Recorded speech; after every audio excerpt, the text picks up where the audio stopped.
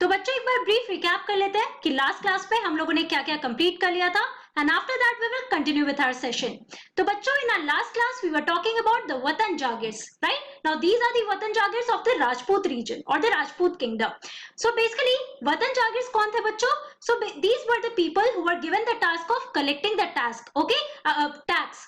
अगर अपने particular village की हम बात करते हैं, सो यहाँ पर आप देखो कि जो जागिर्स थे, ओके, जो जागीरदारी सिस्टम था और बेसिकली जो वतन जागिर्स थे बच्चों, में बेसिक डिफरेंस क्या था? सो जो वतन जागिर्स थे उनका जो जॉब, उनका जो पोजीशन था दैट वाज हेरिडेटरी। कहने का क्या मतलब है? That after the father dies his son is going to get that position, right? और उसके अलावा इट वॉज नॉन ट्रांसफरेबल, कि जागीरदारी सिस्टम में आप लोगों ने पढ़ा था कि जो जागिर्स थे they had to be transferred from one region to one other, right? लेकिन यहाँ पे अगर हम लोग वतन जागिर्स की बात करते हैं तो इनको ट्रांसफर नहीं किया जाता था, उनका एक फिक्स पोजीशन था उनके एरिया में, राइट? सो ये जो वतन जागिर्स थे बच्चों, they were given considerable autonomy, उस पोजीशन पे इनको काफी फ्रीडम दिया जाता था, राइट? सो बेसिकली आप लोगों ने ये भी पढ़ा था जब हम लोग मुगल एम्पायर की बात कर रहे हैं तो उसमें मुगल्स और राजपूत के बीच का जो रिलेशन था वो काफी अच्छा था, लेकिन हम लोग सारे राजपूत की बात नहीं कर रहे हैं, स्पेशली द राजपूत और the rulers who were in Amber and Jodhpur reason.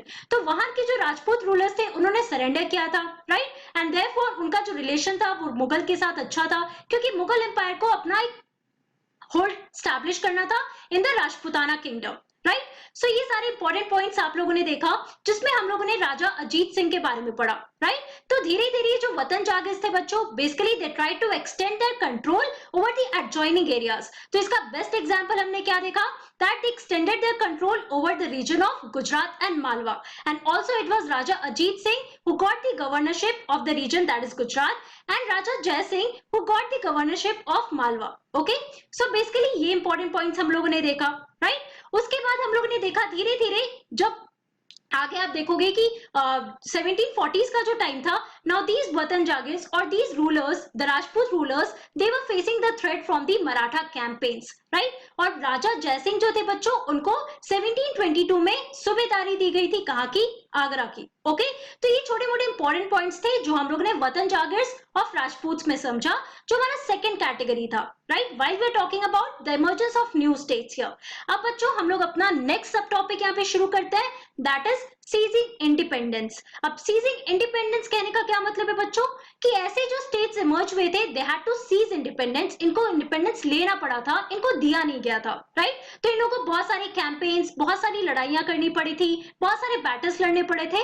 After that these regions, these states they got independent, okay? तो इसमें सबसे पहले कम्युनिटी की जो हम बात करने वाले बच्चों, वो है हमारा six community, okay? So let's start here, जो मैंने लास्ट क्लास में भी आपको ये बताया था। Now the organisation of the Sikhs in a political community during the 17th century helped in the regional state building in the Punjab region। तो basically ये जो पंजाब रीजन है बच्चों, जो आप मैप में भी देख सकते हो, ओके? तो इस पूरे रीजन में जो सिख कम्युनिटी है बच्चों, इनका जो ऑर्गेनाइजेशन था ये काफी इंपॉर्टेंट होते जा रहा था, okay, in the 17th century. Also several battles were fought by गुरु गोबिंद सिंह। अब गुरु गोबिंद सिंह कौन थे बच्चों? Now he was the 10th Sikh गुरु। तो बहुत सारे सिख गुरुज थे, राइट? सो इसमें Guru Nanak, again he was the founder, जिसमें आप लोगों ने भक्ति मूवमेंट भी पढ़ा था, राइट? सो यहाँ पर आप देखो जो 10th सिख गुरु थे बच्चों, दैट इज गुरु गोबिंद सिंह। तो इन्होंने बहुत सारे बैटल्स लड़े, किसके against? Against the Rajputs and the Mughal rulers, both before and after the institution of Khalsa in 1699, okay? तो ये बहुत ही इंपॉर्टेंट पॉइंट है जो आपको समझना है। ये खालसा क्या है? सो खालसा का मतलब क्या होता है बच्चों? इसका मतलब होता है प्योर, और ये कम्युनिटी बनाई गई थी, this was now the rebirth of the Sikh community. एक नए तरीके से एक नया फॉर्म दिया गया था पूरे सिख को, ओके, सिख कम्युनिटी को यहाँ पर, ओके? सो ये पॉइंट आपके लिए इंपॉर्टेंट है। और ये खालसा बनाया क्यों गया था? So it was after the death of Guru Gobind Singh father, now he was beheaded by Aurangzeb, right? So basically इसके बाद गुस्सा होकर क्या किया था गुरु गोबिंद सिंह ने? इन्होंने पूरा खालसा का एक इंस्टीट्यूशन बनाया इन 1699, ओके? सो बेसिकली जितने भी इसमें सिख वॉरियर्स थे, they were included in the Khalsa, and after that all those people who pledged Sikhism as their faith, okay? So ये एक इंपॉर्टेंट पॉइंट है जो आपको यहाँ पर समझना होगा कि खालसा कब बनाया गया था और ये किसके द्वारा बनाया गया था, ओके? सो यहाँ पर आप लोगों ने क्या समझा? That several battles were fought by Guru Guru Gobind Singh against the Rajputs and also the Mughal rulers, and it was also done after the institution of Khalsa. Okay. Now after his death in 1708, the Khalsa rose in revolt against the Mughal authority under Banda Bahadur's leadership. So यहाँ पर आप देखो that when he died in 1708. 1708 गुरु गोविंद सिंह का death हो गया 1708 के बाद, और उसके बाद क्या हुआ, जो खालसा बनाया गया था जिसमें सिख वॉरियर्स थे, उसके अलावा जितने भी लोग वो प्लेज्ड देयर फेथ, ओके, मतलब सिखिज्म को उन्होंने अडॉप्ट किया था, ये सिखिज्म उनका रिलीजन था, तो जितने भी ऐसे लोग थे बच्चों, they were the part of this Khalsa group. Okay, now they rose into revolt against the Mughal authority. अब मुगल अथॉरिटी के अगेंस्ट इनका रिवोल्ट था under the leadership of Banda Bahadur. Okay, now they declared their sovereign rule by striking coins in the name of Guru Nanak and Guru Gobind Singh. अब इन्होंने क्या किया, now they claimed or they declared their sovereign rule कि इनके ऊपर कोई नहीं होगा, इनका कोई हेड हो नहीं सकता, जो मुगल अथॉरिटी है उसको उन्होंने चैलेंज किया था, right, by claiming their sovereign rule. और ये उन्होंने कैसे किया था, they did it by striking coins in the name of Guru Nanak and Guru Gobind Singh. तो गुरु नानक और गुरु गोविंद सिंह के नाम पे coins बनाए गए थे. Okay, and they established their own administration between Satluj and the Jamuna.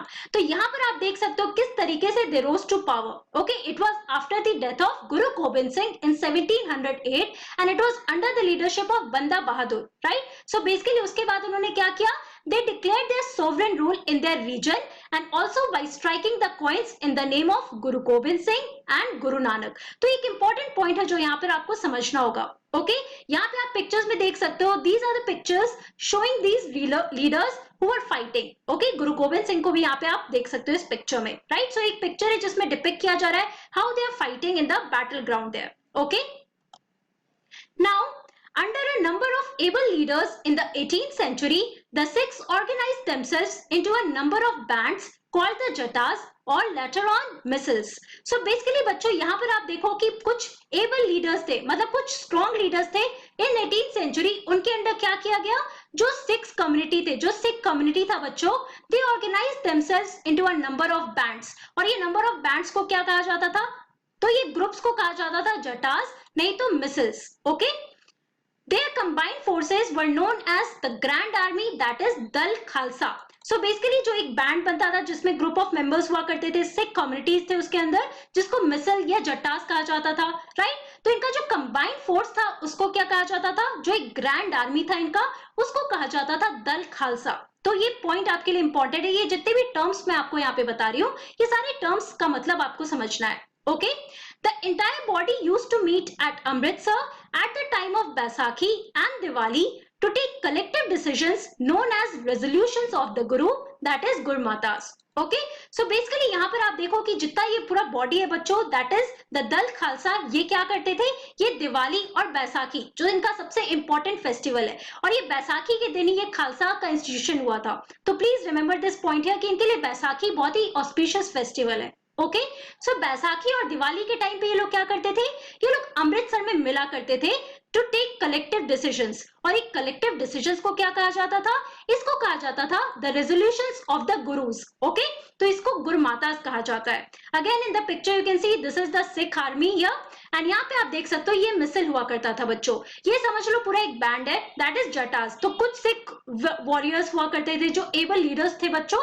इनका अपना अपना एक ग्रुप हुआ करता था, और ये पूरे ग्रुप को कलेक्टिवली क्या कहा जाता था, दल खालसा कहा जाता था, जो एक ग्रैंड आर्मी था इनका. Okay, apart from that, a system called Rakhi was introduced, offering protection to cultivators on the payment of a tax of 20% of the produce. So basically यहाँ पे आप देखो एक नया सिस्टम इंट्रोड्यूस किया गया था, उसको राखी कहा जाता था. वो रक्षाबंधन वाला राखी नहीं, उससे आप कंफ्यूज मत होना. सो ये सिस्टम ऑफ राखी क्या था बच्चों, it was offering protection to the cultivators, जो वहां के कल्टिवेटर्स थे, राइट. सो उनको प्रोटेक्शन देने के लिए on payment of a tax of 20% of the produce. So basically जो भी उनका प्रोड्यूस है, तो टैक्स के तौर पे अगर उसका 20% वो देते हैं तो उनको प्रोटेक्शन ऑफर किया जाएगा, और यही सिस्टम था rakhi. Okay, the Khalsa declared their sovereign rule by striking their own coin again in 1765. अब आप देखो, एक तरफ हम लोगों ने क्या देखा था, under the leadership of Banda बहादुर उन्होंने सॉवरेन अपना क्लेम किया था by striking down the coin in the name of Guru Gobind Singh and Guru Nanak, right. Again 1765 में यही चीज रिपीट किया गया था बच्चों. The Khalsa they declared their sovereign rule by striking their own coin here. Significantly this coin bore the same inscription as the one on the orders issued by the Khalsa in the time of बंदा बहादुर. तो जैसे आप लोगों ने अभी पढ़ा था, थोड़ी देर पहले मैंने आपको बताया कि बंदा बहादुर के अंडर भी क्या हुआ था after the death of Guru Gobind Singh, right. 1708 में इन्होंने रिवोल्ट किया था under the leadership of Banda बहादुर, और उसी के अंडर क्या हुआ था बच्चों, उन्होंने अपना सॉवरेन रूल क्लेम किया था by striking down their own coin in the name of Guru Gobind Singh and Guru Nanak. Okay, so basically यही चीज 1765 में भी रिपीट किया गया था. और यहाँ पे आप इस पिक्चर में देख सकते हो, this is the picture of silver रूपी, दैट इज बंदा बहादुर सिंह का. यहाँ पे ये दोनों कॉइन्स जो आप यहाँ पर देख रहे हो. Okay, also the Sikh territories in the late 18th century extended from the Indus to the Jamuna, but they were divided under different rulers. तो यहाँ पर आप देखो कि बेसिकली इन्होंने सॉवरेन रूल तो क्लेम कर लिया था, और जो सिख टेरिटरी था बच्चों in the late 18th century it extended from river Indus to river Yamuna.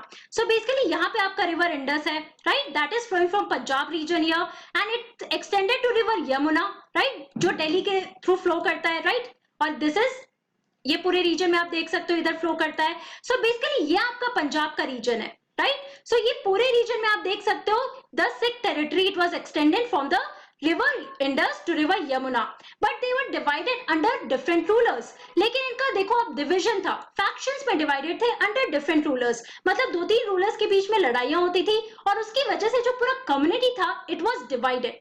Okay, so one of them that is Maharaja Ranjit Singh reunited these groups and established his capital at Lahore in 1799. और ये किसके अंडर पूरा एक यूनिटी में ये लोग आए थे? So basically it was under Maharaja Ranjit Singh that the whole Sikh community it reunited and also established his capital at Lahore in 1799. Again, very important point for you to remember here. Okay, and this is a picture of Maharaja Ranjit Singh. So please keep these points in mind here. So बच्चों, आज की class में हम लोगों ने क्या पढ़ा?